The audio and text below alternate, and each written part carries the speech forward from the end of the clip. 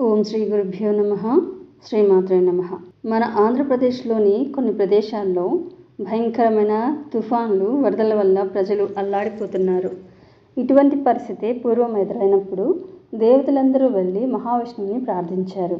ఆయన జగదంబని ప్రార్థించగా జగదంబిక బగలాముఖి రూపంలో దర్శనమిచ్చి ఆ ఉపద్రవం నుండి లోకాన్ని కాపాడారని బగలాముఖి అమ్మవారి గురించి తెలియజేస్తారు. బగలాముఖి అమ్మవారు దశమహావిద్యల్లో ఒకరు. స్తంభన విద్యగా అమ్మవారిని మనం ప్రార్థించడం జరుగుతుంది. మన లోపల ఉండే కామ, క్రోధ, లోభ, మోహం, మదమాచారాలనే కాకుండా మన శత్రువులనే కాకుండా ఇటువంటి విపత్కర పరిస్థితుల్లో ఉంచి కూడా లోకాన్ని కాపాడే శక్తి బగలాముఖి అమ్మవారికి ఉంది అనేసి బగలాముఖి అమ్మవారిని స్తంభన విద్యగా ప్రార్థించడం మనందరికీ తెలిసిన విషయమే. కనుక అమ్మవారిని ప్రార్థించి మరొక్కసారి విజయవాడ పరిస్థితుల్ని చక్కపరిచి చుట్టుపక్కల ప్రాంతాల్లో ఉండే వాళ్ళకి మంచి శాంతిని చేకూర్చాలని అమ్మని ప్రార్థిద్దాం.